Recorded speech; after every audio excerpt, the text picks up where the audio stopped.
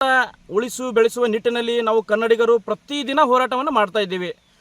ಇಂಥ ಸಂದರ್ಭದೊಳಗೆ ನಮ್ಮ ಜನಪ್ರತಿನಿಧಿ ನಮ್ಮದೇ ಕರ್ನಾಟಕದ ಜನಪ್ರತಿನಿಧಿ ಆಗಿರ್ತಕ್ಕಂಥ ಶಶಿಕಲಾ ಜೊಲ್ಲೆ ಅವರು ಒಂದು ಅಧಿಕಾರಿಗಳ ಸಭೆ ಮಾಡಿರ್ತಾರೆ. ಆ ಅಧಿಕಾರಿಗಳ ಸಭೆಯೊಳಗೆ ತಮ್ಮ ಮರಾಠಿ ಪ್ರೇಮವನ್ನು ಮೆರೀತಾರೆ.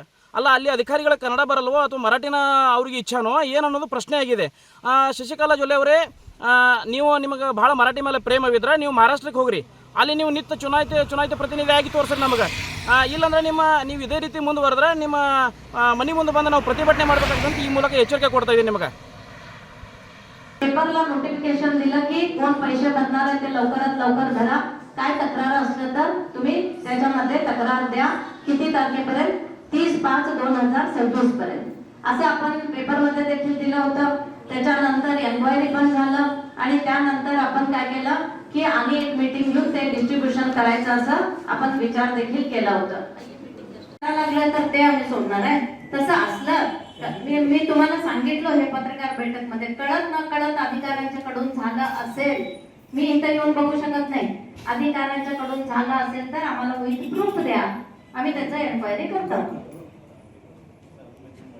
नाही, कारण माझं इच्छा आहे माझ्या लाभार्थ्या महिलांना, माता बहिणींना हे घरकुल लवकरात लवकर. आरोप करणाऱ्यांनी तसं झालंय म्हणून सांगता का नाही, ते विथ नेम आम्हाला द्या ना. आम्ही कुठं नाही का नाही आहे, उगाच राजकारण करायचं म्हणून करू नका.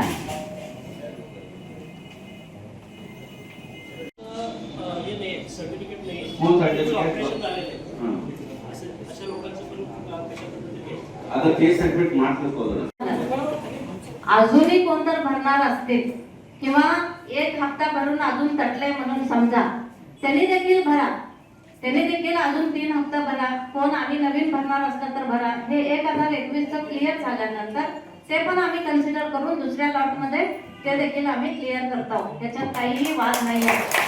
आणि हे करत असताना आता महिन्यात एक भरलं, 4 महिन्याला एक भरलं, 1 वर्षाला एकदा भरलं असं नको. त्याला एक आम्ही पेपर नोटिफिकेशन डेडलाईन आम्ही तारीख देतो. ऑफिशियली तारीख त्यांना आम्ही देतो. हे झाल्यानंतर त्या तारीखच्या आत त्यांनी सगळेजण पैसे भरले तर ते देखील आपण करून द्यायला तयार. 30 तारीखपर्यंत आपण जे काही डेडलाईन दिलं होतं नगरपालिकेकडून तरी घरोघरी सर्वे झालाच. एवढंच नाही तर तहसीलदार, रेव्हेन्यू डिपार्टमेंट कडून देखील सर्वे झालेला आहे.